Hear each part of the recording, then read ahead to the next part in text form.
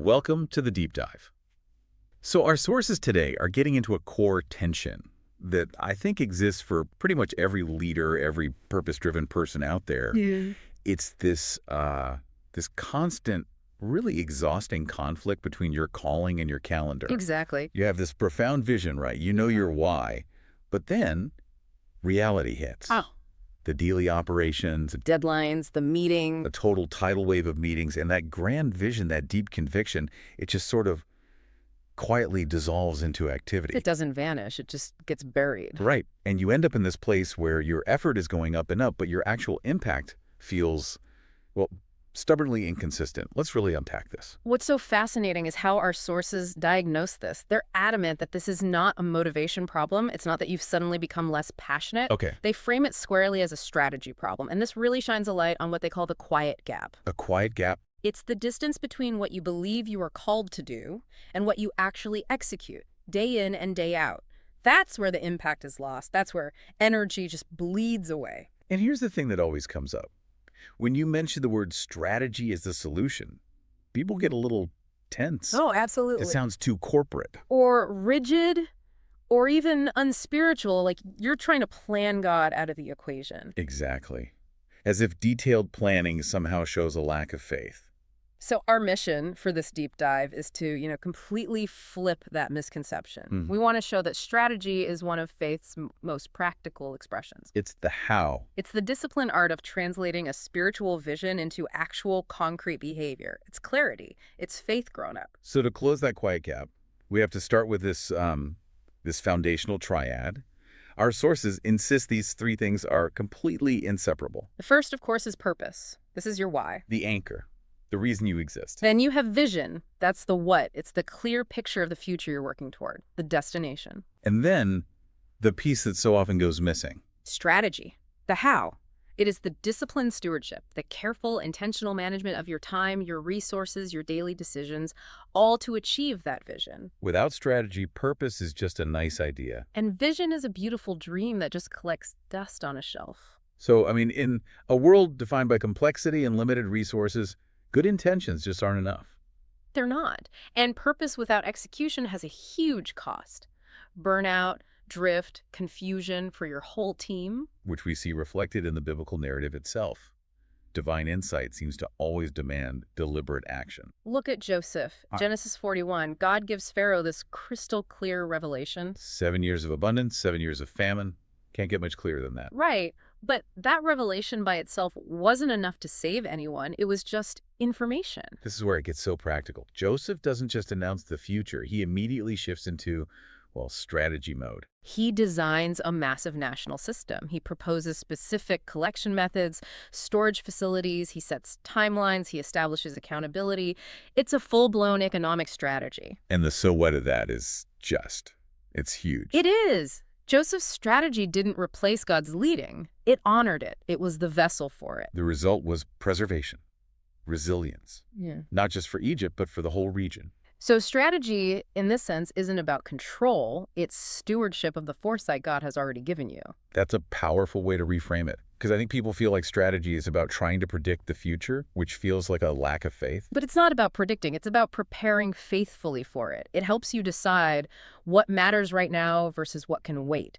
It forces you to say no to good things, to say yes to the best things. We see that same duality, don't we? That spiritual vision plus tactical precision in Nehemiah. A perfect example. His vision was absolutely born in prayer and fasting. The man wept for months. But his execution? Pure methodical strategy. He goes out at night, surveys the damage, calculates the scope of the work. He doesn't just say, let's build.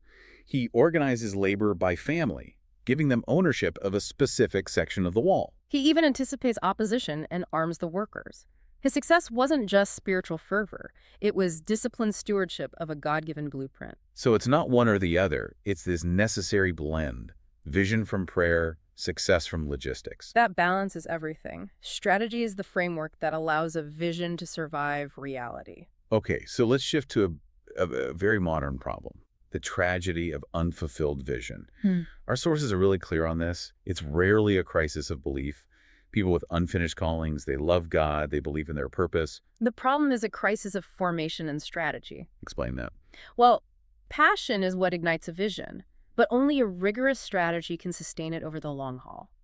Without those disciplined pathways, it burns out. It's like throwing lighter fluid on a log. You get a big flash.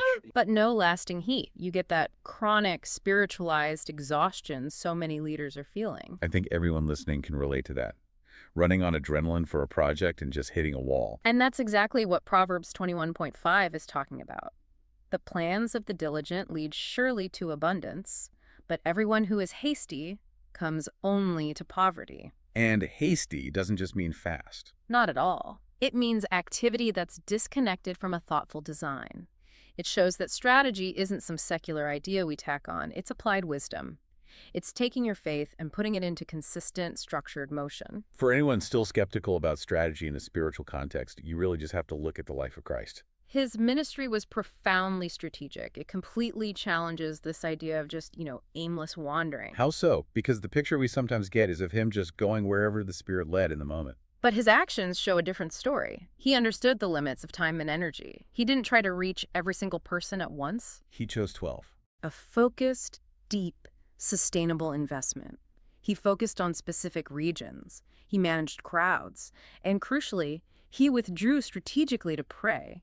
He managed his own spiritual resources. So that focus on the few over the many ensured the mission would last beyond him. That's depth. Exactly.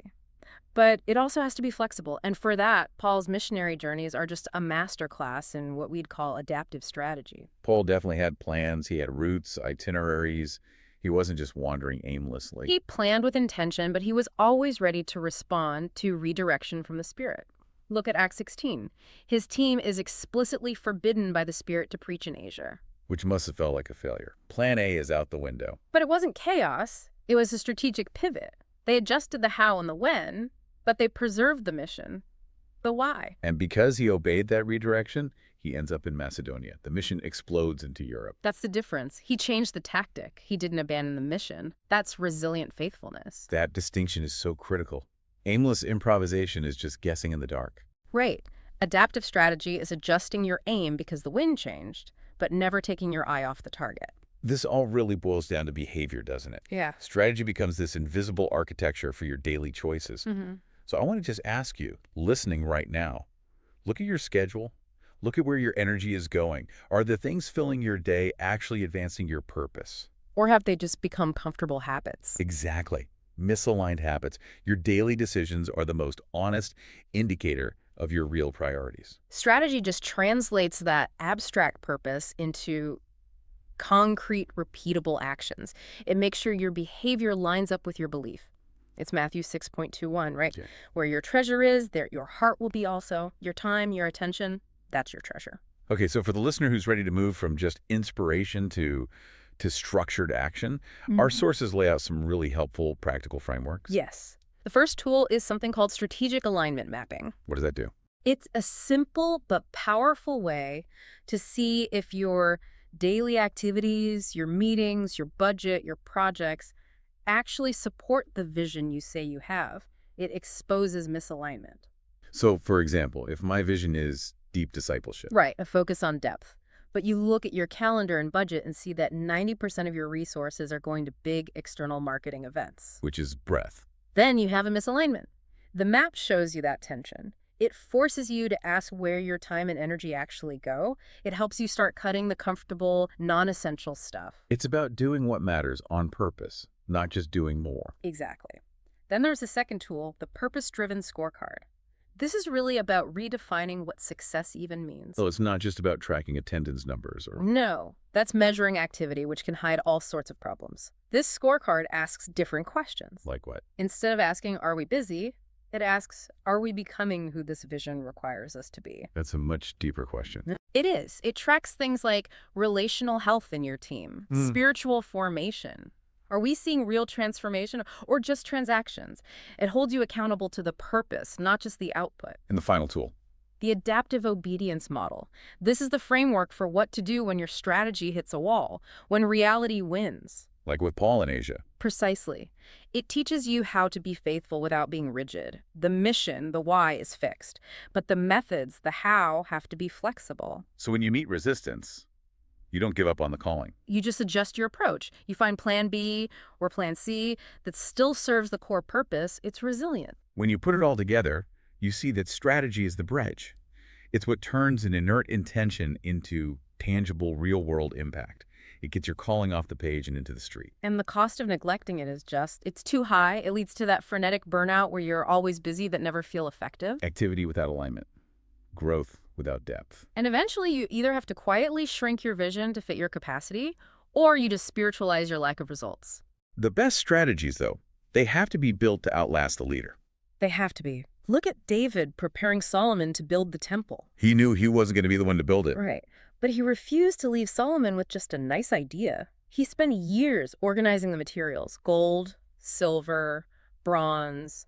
He appointed skilled leaders. He gave him the blueprints. He handed over a fully resourced, organized, strategic plan. He ensured the work would continue. That's how God's purposes endure beyond a single lifetime. Through stewardship, through strategy. So here's a final thought. The real grief under so much of modern leadership. It might not be that God has stopped speaking. It might be that we've stopped diligently stewarding what he's already said. Strategy is the mature response to revelation. And that leads to the one really searching question for you, the listener, right now. The question isn't whether you have a vision. It's whether your daily decisions are structured wisely enough, strategically enough, to actually honor what God has already revealed. Strategy isn't just a business tool. It's an act of worship. It's the invitation to move from inspired desire to faithful, enduring action. And it doesn't limit God's freedom at all. By doing the hard work of preparation, it actually honors the trust he's placed in you. It ensures that when your calling meets reality, your faith leaves a legacy that doesn't just survive the pressure, but endures for generations.